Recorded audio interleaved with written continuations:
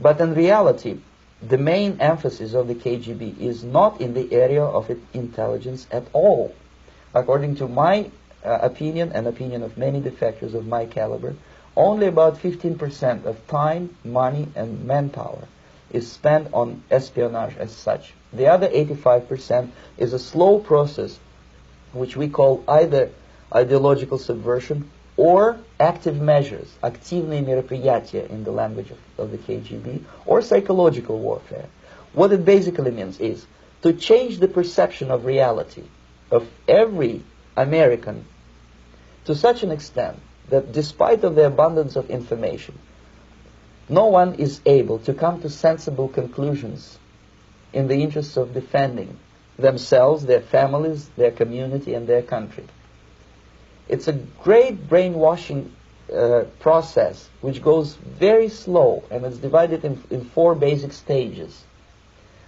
The first one being demoralization. It takes from 15 to 20 years to demoralize a nation.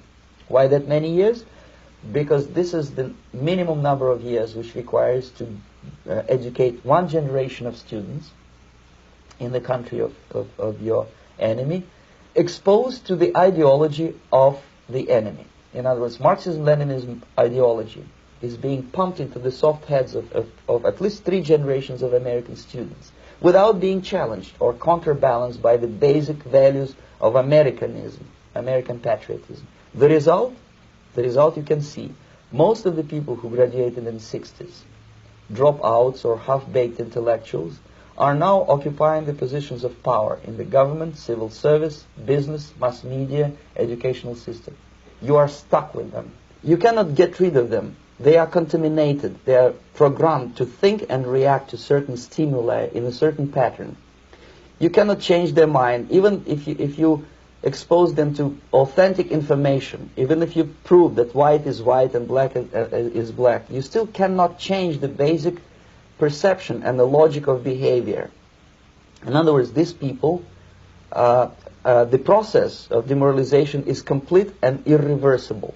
To get rid society of these people, you need another 20 or 15 years to educate a new generation of patriotically minded and common sense people who would be acting in favor and in the interests of the United States society. And yet these people who've been programmed and, as you say, in place and who are favorable to an opening with the Soviet concept, these are the very people who would be marked for extermination in this country? Most of them, yes. Simply because the psychological shock when they will see in future what the beautiful society of equality and social justice means in practice, obviously they will revolt. They will be very unhappy, frustrated people. And the Marxist-Leninist regime does not tolerate these people. They will join the links of dissenters, dissidents. Unlike in present United States, there will be no place for dissent in future Marxist-Leninist America. Here you can get popular like Daniel Ellsberg and filthy rich like Jane Fonda for being dissident, for criticizing your Pentagon. In future, these people will be simply squashed like cockroaches. Nobody is going to pay them nothing for their beautiful, noble ideas of equality. This they don't understand, and it will be a greatest shock for them, of course. The demoralization process in the United States is basically completed already. For the last 25 years. Actually, it's overfulfilled, because demoralization now reaches such areas where previously not even Comrade Andropov and all his experts would even dream of such a tremendous success. Most of it is done by Americans to Americans, thanks to lack of moral standards. As I mentioned before, exposure to true information does not matter anymore. A person who was demoralized is unable to assess true information. The facts tell nothing to him.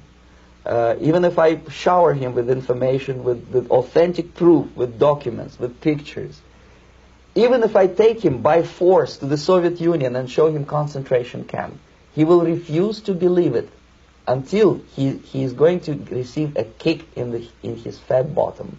When a military boot crashes then he will understand, but not before that. That's the tragic of the situation of demoralization.